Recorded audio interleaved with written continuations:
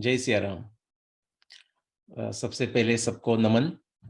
और जब ओम प्रकाश जी ने राम रक्षा से कोई श्लोक का यहाँ चिंतन किया, तो मुझे अच्छा लगा कि वो एक श्लोक वो भूल नहीं गए, लेकिन उन्होंने वो कहा नहीं। तो उसके साथ ही मैं प्रारंभ करने वाला था और अभी करने वाला भी हूँ। फिर प्रोफेसर महावीर अग्रवाल जी ने वो श्लोक तो कह दिया मेरे लिए। तो मैं विनोद से कह रहा हूँ, ये ह्यूमरसली कह रहा हूँ। तो मैं ओम प्रकाश जी ने मुझे पूछा कि आप, जब हमारा यह प्रोग्राम का प्लानिंग हो रहा था, तो बोला कि आप कब लेक्चर देना चाहोगे। तीन अलग अलग वक्त आए, तो मैंने कहा कि मैं सबसे पहले मेरा कथन करना चाहूंगा। और उसका कारण यह है कि मेरा ज्ञान अल्प है। तो अभी प्रोफेसर अग्रवाल जी ने एक्चुअली अमेजिंगली, सब लोगों ने बहुत कमेंट्स किए हैं, 20 मिनट में इतना कहा। आजकल के मॉडर्न लैंग्वेज में जो हम इंटरनेट पे जाते हैं, तो उसको हम बोलते हैं हाइपरलिंक। उनका हर एक, please forgive my Hindi by the way, मेरी मातृभाषा मराठी है, और अभी ज्यादा साल में अमेरिका में रहा, टोटल लाइफ का। तो Hindi is, by the way, Hindi में स्कूल में पढ़ा नहीं हूँ कभी। हिंदी जस्ट मराठी मराठी को थोड़ा मॉडिफाई करके हिंदी हो जाती है, वैसी मेरी हिंदी है। आहे को है किया तो हिंदी हो जाता है, ऐसा हमें मराठी में सिखाया गया। So please forgive my Hindi. तो थोड़ा इंग्लिश तो आ ही जाएगा, लेकिन हिंदी का ग्रामर वगैरह ठीक नहीं रहेगा। तो जो महावीर जी ने जो अप्रतिम एक 20 मिनट में जो वक्तव्य किया, उसमें हर एक जो एक स्टेटमेंट था या शब्द था, उसको हम मॉडर्न लैंग्वेज में हाइपरलिंक कह सकते हैं। आप उसके ऊपर क्लिक करो, तो जैसा उन्होंने कहा कि संक्षिप्त समय में कितना कहा जाए, लेकिन उन्होंने बहुत कुछ कहा। एक्चुअली हमें उन्होंने एक एक वो हाइपर लिंक्स दे दी है सबको, उसका स्वाध्याय और अभ्यास करने के लिए। ओके। तो उसमें से ही मैं कोई बातों को फिर रिपीट करने वाला हूँ। तो कूजंतम राम रामेति मधुरम मधुराक्षरम आरुह्य कविता शाखा वंदे वाल्मीकि कोकिलम। और उन्होंने एक नाम, शायद मैं सुनने में भूल गया होगा, एक नाम उन्होंने बोला नहीं। उन्होंने कालिदास जी की बहुत बड़ी चर्चा की, वाल्मीकि जी की चर्चा की। शायद उनकी ये मेरे पे कृपा है कि उन्होंने व्यास देव जी का नाम शायद लिया नहीं, या मैं भूल गया हूँ। लेकिन ये मैं तीन नाम बताना चाहता हूँ। और ये अरबिंदो जी ने बहुत ही बढ़िया कहा। अरविंदो जी ने कहा कि हमारे यहाँ, हमारे संस्कृति का कुछ ऐसा हो जाए, जैसे कि वेरी ऑफेंसिव इस्लाम इंडिया में आ गया, फिर उन्होंने बहुत सारे लाइब्रेरी जला दिए। ओके। फिर जब कॉलोनियल टाइम्स में यूरोपियंस आ गए, तो उन्होंने जलाए तो नहीं, लेकिन वो हमारे साथ लेके गए, बहुत सारे हमारे ग्रंथ लेके गए। और जो जिसके ऊपर उन्होंने टिप्पणी की, जैसे कि महावीर जी ने डॉक्टर बुल्के का ये किया, मेंशन किया नाम। उन्होंने भी, not just Bulcke, many, even अभी कैलिफोर्निया बर्कले में गोल्डमन है, ऐसे बहुत सारे हैं। और क्या होता है, हमारे भारतीय मन में हमारे राम के प्रति इतनी, राम कृष्ण, ये सब के प्रति इतना प्यार है, इतनी भक्ति है, कि कोई भी आदमी दुनिया का उसके बारे में बात करना लगे तो हम उसको नमस्कार करते हैं। ये हमारी भक्ति है। लेकिन होता ये भी है कि ये लोगों ने मेनी टाइम्स डेलिबरेटली, लेकिन जब कभी डेलिबरेटली नहीं भी, और ये लोग मीन्स मैं बाहर के लोग नहीं कह रहा हूँ, वो लोग सब जगह है। There are outside people and their lack is in India. वो सब लोगों ने आइदर इंटेंशनली हो या अनइंटेंशनली हो, बहुत सारा डिस्टॉर्ट कर दिया। आप गोल्डमन के पढ़िए, जिनको भारतीय गवर्नमेंट ने उनको एक अवार्ड दे दिया, वेरी रिस्पेक्टेबल अवार्ड। लेकिन आप उनका वो हनुमान जी के बारे में क्या लिखते हैं, वो बहुत सारे जो कैरेक्टर्स है रामायण के, उनके बारे में क्या लिखते हैं, तो आपको विश्वास नहीं होगा। ओके। और ये कुछ मिस्टेक नहीं हो सकता उसमें से, सब कुछ थोड़ा बहुत सारा चीजें तो डेलिबरेटली है। लेकिन ये कहना, सो ये एक बात हुई। दूसरी बात, ओम प्रकाश जी ने कहा कि आज मैं नक्षत्र के बारे में बोलूंगा, क्योंकि वो मेरा अभ्यास है। नहीं, आज मैं नक्षत्र के बारे में नहीं बोलने वाला। मैं आज वाल्मीकि जी के बारे में ही थोड़ा सा बोलने वाला हूँ, जिसमें से प्रोफेसर अग्रवाल जी ने बहुत ही अच्छा कह दिया। इनफैक्ट बहुत अच्छी ये बात है आजकल टेक्नोलॉजी की, कि वो रिकॉर्ड भी हो रहा है। तो मैं भी उनको फिर सुनना चाहता हूँ। मैंने सुना, एक्चुअली मैंने थोड़े नोट्स भी ले लिए। तो कोई जो पर्टिकुलर चीजें उन्होंने कही वो मेरे लिए वो हाइपरलिंक बन गई। तो वाल्मीकि जी में उन्होंने प्रचेतस जी का भी, प्रचेतस और वाल्मीकि जी का जो प्रचेतस के साथ जो कनेक्शन है उसकी भी बात की, और वो बहुत ही इंपॉर्टेंट है। क्योंकि हमारे यहाँ, और फिर उन्होंने एक मेरे लिए नया था कि उन्होंने एक दोनों तरफ से जो एक मराठी में, अभी हिंदी में एग्जैक्टली कौन सी कथा है मुझे पता नहीं, मराठी में एक जो प्रचलित कथा है वाल्मीकि के बारे में, उसको मराठी में बोलते हैं वाल्या कोळी। हम्म।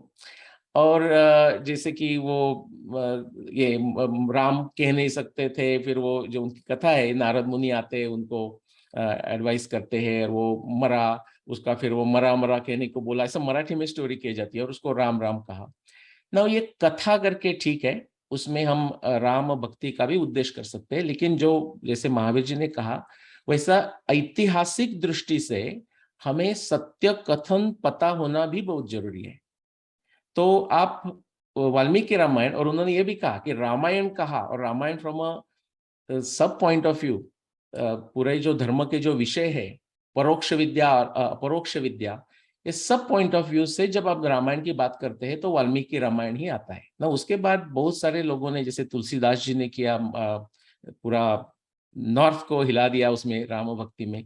ऐसे सब जगह कंब रामायण हुआ तमिलनाडु में, महाराष्ट्र में एकनाथ जी ने भावार्थ रामायण लिखा, और ऐसे सब जगह भारत में हुए हैं।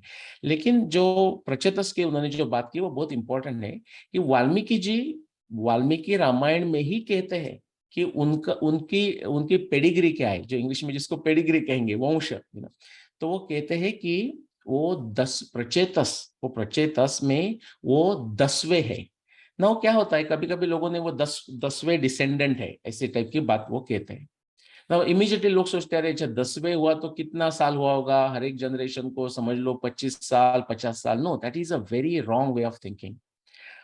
हम जब पुराण का अध्ययन करते हैं तो हमें ये स्पष्ट होता है कि जब जब वंशावली जिसको कहते हैं, जीनियोलॉजी की लिस्ट दी जाती है, तो उसमें प्रोमिनेंट जो लोग हैं, वेदर वो राजर्षि की लिस्ट हो या ब्रह्मर्षि की लिस्ट हो, महर्षि की लिस्ट हो, उसमें प्रोमिनेंट जो व्यक्ति होके गए उनका मेंशन होता है। सो बार बार आपको पुराण में प्राधान्य प्राधान्य ऐसे शब्द आते हैं कभी भी जब उसकी वंशावली राजर्षि की या ब्रह्मर्षि की या महर्षि की दी जाती है। तो वही कॉन्टेक्स्ट में वाल्मीकि जी कह रहे हैं कि मैं 10th डिसेंडेंट इन अ प्रचेता डायनेस्टी आप कह सकते हैं, या प्रचेता वंश में। और आई थिंक मुझे प्रोफेसर अग्रवाल जी ने वो कहा ही कि जैसे प्रचेतस ये शब्द आपको ऋग्वेद में आता है, जो हमारा सबसे हम ओल्डेस्ट टेक्स्ट कहते हैं। जैसे कि सीता, इन द सेंस ऑफ जो एग्रीकल्चर में हमें पता है उसका मेंशन भी आता है, और ये सबका कनेक्शन है। जैसे कि हम मैंने कहा कि अग्रवाल जी का एक एक शब्द को हम हाइपरलिंक कह सकते हैं, उसके ऊपर क्लिक करके अंदर डीप में जा सकते हैं। सिमिलरली ये जो सब शब्द हम सुन रहे हैं, जैसे प्रचेत सुन रहे हैं, जैसे सीता जी का नाम है, ये सब हम एकत्र, जैसा जिक्सॉ पजल सॉल्व करते हैं ना, ऐसा एकत्र भी ला सकते हैं। फॉर एग्जाम्पल अभी ऋग्वेद में पहले मंडल में ऐसा उनका प्रचेतस का मेंशन आता है, यम रक्षन्ति प्रचेतसो वरुणो मित्रो अर्यमा, लाइक प्रचेतसो in the sense of very knowledgeable people. और उसमें एक फर्स्ट मंडल में और एक जगह आता है लाइक शंते संतु प्रचेत से, कि जहां सुपर कॉन्शियस ना, वहां उधर एडजेक्टिव इंद्र के लिए उपयोग किया है, लेकिन वो जो super conscious human beings, very knowledgeable human being, उनके वंश में वाल्मीकि जी का जन्म है। ये कोई सरप्राइज की बात ही नहीं है, क्योंकि जैसे अग्रवाल जी ने कहा कि वाल्मीकि जी के जो बैलेंस है, सब वेदांग आप कहो, वेद कहो, ये सबका ज्ञान है, और उसके कारण ही उनको आदि कवि कहा गया है। मेरे एक मैं जिस विषय में संशोधन करता हूँ उसमें मेरे सहकारी संशोधक आप कह सकते हैं। अभी हम सब फ्रीलांस जैसा करते हैं, दिन में काम करते हैं, कंसल्टिंग का मैं काम करता हूँ। मेरी जो एक सहयोगी संशोधक है रूपा भाटी जी करके, वो गुजरात में रहते हैं, शी इज आर्किटेक्ट। तो वो, हम दोनों एस्ट्रोनॉमी में काम करते हैं, सिर्फ एस्ट्रोनॉमी ऐसा नहीं, अलग अलग सब्जेक्ट में काम करते हैं।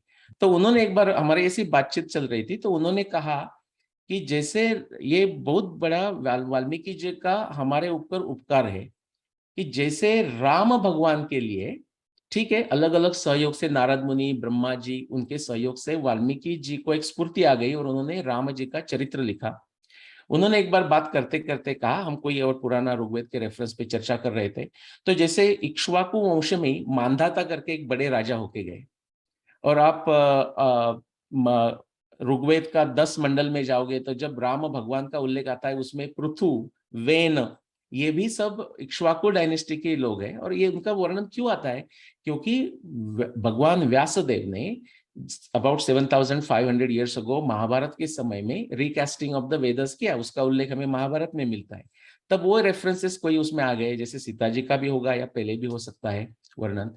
तो रूपा जी ने मुझे ऐसा कहा, तब तक मैं कभी सोचा नहीं था, क्योंकि मांधाता ये जो इक्ष्वाकु डायनेस्टी के राम जी के बहुत पहले के राजा है और बहुत प्रसिद्ध राजा है। इतने प्रसिद्ध है कि कोई कारण होगा ही, नहीं तो उनका इतना रेफरेंसेस बचेंगे नहीं। जो जिनके रेफरेंसेस ऋग्वेद में आते हैं, मांधाता के सूक्त है ऋग्वेद में, उनका बहुत सारा डिस्कशन वाल्मीकि रामायण में आता है। कोई डायरेक्ट संबंध तो है ही नहीं रामायण की कथा के साथ, अदर देन वो इक्ष्वाकु वंश के है, तब भी आता है। और महाभारत में आता है, बार बार आता है, मल्टीपल जगह आता है, तो वो भी एक बड़े हुए होंगे, ऐसे एक हमारा निष्कर्ष था। तो फिर मैं बोला कि और ये तो मिलता है, लेकिन उनकी कथा में कुछ पता ही नहीं, थोड़ा सा एक आगे पीछे इंफॉर्मेशन आती है पुराण में। तो उन्होंने रूपा जी ने कहा कि जो राम जी को वाल्मीकि मिल गए, वो मानधाता को अपने वाल्मीकि नहीं मिले। और ऐसा भी हो सकता है कि शायद उनका चरित्र लिखा हो और वो अभी हमारे पास बचा नहीं, दैट इज वन पॉसिबिलिटी। सो ये एक बात। तो प्रचेतस के वंश में आए हैं, और अभी अग्रवाल जी ने थोड़ा सा उसको मेंशन किया और फिर छोड़ दिया, अभी समय के कारण उन्होंने छोड़ दिया होगा, लेकिन मैं उसको फिर उद्धृत इसलिए कर रहा हूं क्योंकि ये जो हमारे मन में जो कथा बैठी है, एटलीस्ट मराठी की कथा, जो मैं वालिया कोड़ी की बात कर रहा हूँ, अभी आप हिंदी में उसको क्या कहते हैं कि वो नारद मुनि ने आके उनको बोला, ऐसी सिमिलर स्टोरी होगी हिंदी में। ये कथा हम एंजॉय कर सकते हैं क्योंकि उसमें से राम नाम का महिमा हमें एक मन में आता है, लेकिन जो ऐतिहासिक दृष्टि से जो प्रचेतस की कथा है वो समझना बहुत ही जरूरी है। फिर एक उन्होंने और एक हाइपर लिंक कह दिया, ऐसा मैं कह सकता हूँ। और मैं आपको जो इधर एक छोटा सा मैंने नोट बनाया था, वो मैं आपको एंड में दिखा भी सकता हूँ कि वो ऐसा ही लिखा था मैंने। तो जो प्रचेतस है उनके, वाल्मीकि जब 10 वंश की बात कर रहे हैं, तो एक्चुअली आप और हमारे जो ग्रंथ है उसमें आप अभ्यास करेंगे, जैसे कि प्राचीन बरही, और प्राचीन बरही बरही नाम से आकाश में एक नक्षत्र भी है। मैं बोला था ओम प्रकाश जी को, मैं आज बात नहीं करूंगा नक्षत्र का, लेकिन अभी आ रही है कि प्राचीन बरही इन the sense of a peacock, Barhi उसका पिकॉक का एक्चुअली नक्षत्र है, शतभिषेक नक्षत्र के नजदीक, श्रवण नक्षत्र के नीचे on the southern side there is a nakshatra. और ये जो हमारे यहाँ बड़े बड़े राजर्षि और महर्षि होके गए, उनको हमने सिर्फ इतिहास लिख के उनका नाम अक्षर में करके दिया, ऐसा नहीं है। उनको हमने आकाश में भी स्थित करके रखा है। जैसे कि हमें पता है त्रिशंकु, उनको भी आकाश में स्थित है। सप्तर्षि तो सबको पता है, वशिष्ठ, विश्वामित्र। वैसे प्राचीन बरही, उनको भी आकाश में स्थित करके रखा है। इतना ही नहीं, यही नाम मॉडिफाई होके ग्रीस और वेस्ट में चले गए, ईस्ट में भी गए होंगे, लेकिन मॉडिफाई होके गए। तो बरही, उसको जिसको पिकॉक हम कहेंगे, उसको जब वेस्ट में जब उसका नाम गया, तो उसका जो ट्रांसलेशन आप देखोगे ग्रीक लैटिन में, तो उसका नाम पिकॉक ही है। This is that surprising. और प्राचीन बरही के बारे में हमें यह भी कहा मिलता है कि उनके 49 plus generations are referred to, और ये भी फिर प्रोमिनेंट जनरेशन है। फिर प्राचीन बरही का एक वैशिष्ट्यपूर्ण काम है, कभी कभी आपने उनकी इमेज देखी होगी, लाइक 4 प्रचेतस दिखाए जाते हैं and they are burning the forest, जैसे कि अर्जुन और कृष्ण ने खांडव वन को जला दिया। तो नाउ हम मेटाफोरिकली ये समझ सकते हैं कि that has to do with establishment of agriculture और ग्रोथ ऑफ एग्रीकल्चर, और एग्रीकल्चर के साथ एक्सपेरिमेंट करना। ना ये बात हम कथा में कभी कभी ये इसके ऊपर एम्फसाइज नहीं करते। अग्रवाल जी ने वो बहुत एम्फसाइज किया और अच्छी बात है। इसलिए उन्होंने ये भी कहा, परोक्ष और अपरोक्ष विद्या की बात की।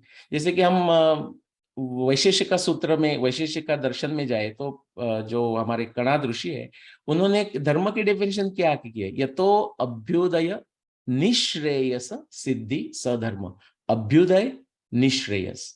Okay, the ultimate good, Nishreyas, but Abhyuday, the prosperity while you are in this body, and a mana, tana mana, so when you are in this body, you have to also, how are you going to get to that Nishreyasa? And that is through Abhyudaya and prosperity. And in the Indian context, and frankly, the world context, prosperity means kya? Prosperity means agriculture, खाना नहीं है तो कुछ होने वाला नहीं. And then commerce, okay? So, and India, basically, जो भारत में एग्रीकल्चर यानी कि कृषि और जो एस्ट्रोनॉमी, इसका जो विकास हुआ, इसका कारण ही ये है कि agriculture is a main reason. And then commerce, यानी कि जब आपको वॉयजेस लेना है ओशन पे, तो एस्ट्रोनॉमी नहीं है तो कुछ नहीं हो सकता. इसलिए तो वास्को डी गामा को इतना समय लगा, और वो भी बाद में फाइनली आ गए अफ्रीका से. वो भी इंडियन जो शिप, क्या आप कह सकते हैं, जो नाविक थे, उनके मदद से ही वो आ सके. So this is one couple of things. और एक फिर वाल्मीकि जी के बारे में दो मुझे और बातें करनी है, और मैं रुकूंगा. कि वाल्मीकि एक उनके इतने प्रसिद्ध हो गए, जैसे कि उन्होंने, मैं भूल गया, मैं नोट ले रहा था, तो अग्रवाल जी ने कहा कि वाल्मीकि ये नाम कैसा आया होगा, इन द सेंस, बट वो इतने प्रसिद्ध हो गए कि उनके बाद वो डिसेंडेंट्स भी उनको वाल्मीकि कहा गया. जैसे कि आपको मिलेंगे विश्वामित्र जी के बारे में. विश्वामित्र रामायण के पहले भी है, त्रिशंकु के समय भी विश्वामित्र है, रामायण के समय में विश्वामित्र है, महाभारत के समय में विश्वामित्र है, परशुराम रामायण के पहले है, रामायण के समय में, महाभारत के समय में. These are descendants, okay. और उनको भी परशुरामी कहा जाता था. वैसे भी आपको, जिनको पता होगा उनको तो पता है ही, जिनको पता नहीं, वाल्मीकि, महाभारत में भी आपको वाल्मीकि ऋषि मिलते हैं. जैसे कि वन भीष्माचार्य युधिष्ठिर का संवाद हो रहा है, तो वो कहा जाता है कि अच्छा, वहां उधर ये ऋषि बैठे थे, ये ऋषि बैठे थे, उसमें वाल्मीकि जी का भी नाम आता है. वो वाल्मीकि रामायण, वाल्मीकि रामायण लिखने वाले वाल्मीकि नहीं है, उनके डिसेंडेंट्स है. और इतना सालों के बाद भी उनका कितना महत्व रहा है कि बाकी कोई उनकी चर्चा नहीं है महाभारत में, लेकिन वो जब डिस्कशन हो रहा है तो उनका आदर पूर्वक उल्लेख होता है कि वहां वाल्मीकि भी थे. ओके, वो एक बात है. और लास्ट बात मैं कंक्लूड करना चाहता हूं, जो अग्रवाल जी ने अगेन बात कहा कि वाल्मीकि जी बहुत ही बड़े एस्ट्रोनॉमर्स थे. नो, जो मेरा सब्जेक्ट रहा है, जहां से मैं इतिहास का जो संशोधन करता हूँ, वो मैं सब सब्जेक्ट्स यूज करता हूँ, 20 डिफरेंट डिसिप्लिन्स ऑफ मैं साइंस का उपयोग करता हूँ. लेकिन जो प्रिसाइज और एक्यूरेट जो डेटिंग निकालनी पड़ती है, जैसे कि महाभारत, रामायण का जो युद्ध है, राम रावण का युद्ध, उसका समय मैंने जो निकाला है वाल्मीकि रामायण के 600 से ज्यादा स्पेसिफिक डिस्क्रिप्शंस लेके, और जैसे कि मैंने कहा जिक्सॉ पजल और क्रॉसवर्ड पजल हम सॉल्व करते हैं टुगेदर, वो साल आता है 12,209 BC. ओके, सो 14,000 ईयर्स, अप्रोक्सीमेटली 14,000 साल से भी पहले ना. कोई ये ग्रुप में किसी को प्रश्न होगा या नहीं पता नहीं, लेकिन जब भी मैं कभी कहता हूं तो लोग इमीडिएटली कहते हैं, अरे भाई वो तो त्रेता युग में हो गए, वो तो सालों साल, कितना 1 लाख करोड़ और सो ऑन सो फोर्थ. इसमें भी वाल्मीकि, महर्षि वाल्मीकि की हम पे ऊपर बहुत ही कृपा रही है. वो उन्होंने वाल्मीकि रामायण में लिख दिया है. फॉर एग्जाम्पल, सिर्फ उनको एस्ट्रोनॉमी अच्छी पता थी ऐसी नहीं है, उनको जियोग्राफी भी बहुत अच्छी पता थी. आप किष्किंधा कांड में, मैंने एक मेरा टॉक दिया है, आप जरूर सुनिए जिनको इंटरेस्ट है. सुग्रीवाज एटलस करके मैंने टॉक दिया है पार्ट्स 2 या पार्ट्स 4 में, कि जब सुग्रीव वानर पार्टी को 4 दिशा में भेजते हैं, तो कहाँ जाना है और कौन से लैंडमार्क्स है कि उनको पता लगे कि वो राइट डायरेक्शन में जा रहे हैं. जैसे हम ड्राइविंग में डायरेक्शन देते हैं ना, कि वो मंदिर तक जाना, फिर राइट लेना, समथिंग लाइक दिस. वो उन्होंने जो डिस्क्रिप्शन दी है, तो उससे हमें भी पता चलता है कि सुग्रीव जी ने जो वानर पार्टी को बोला, तो पूर्व दिशा में भारत से लेके ऑल द वे एंडीज, जो लैटिन अमेरिका के, जो साउथ अमेरिका के जो एंडीज पर्वत है, या पेरू देश आज का है, वहां तक के वर्णन है. ओके, नाउ किसी को ये अनबिलीवेबल बात लगेगी, वो मेरा टॉक जरूर सुने. अब दक्षिण में उन्होंने अंटार्कटिका तक की बात की है. अभी ये नहीं कह रहे उनको कि आप अंटार्कटिका जाओ, इनफैक्ट सुग्रीव कह रहे हैं अंटार्कटिका डेफिनेटली मत जाना. ओके, जाओगे तो वापस नहीं आओगे. That's what he is saying in Mahabharata, sorry in Ramayana. लेकिन वो वहां, उनको वहां तक के ज्योग्राफी का उनको परिचय है. उत्तर में उत्तर समुद्र तक परिचय है. जो अरोरा बोरियलिस, जिनको पता होगा, नॉर्दर्न लाइट्स बोलते हैं, जो नाइट में एकदम पूरा डांसिंग लाइट जैसे अलग अलग कलर के दिखते हैं, उसी का वर्णन वाल्मीकि जी ने किया है, उसी का वर्णन व्यासदेव भी करते हैं। और पश्चिम में वो जो हम जिसको अब आल्प्स कहते हैं, यूरोप के आल्प्स पर्वत है, तब का सुंदर वर्णन आपको मिलता है। अभी ये सुग्रीव ने कहा, लेकिन उसको जो अक्षरबद्ध जो किया है वो वाल्मीकि जी ने किया है ना। वही वही डिस्क्रिप्शन में एक बहुत ही अच्छी बात वाल्मीकि जी कहते हैं।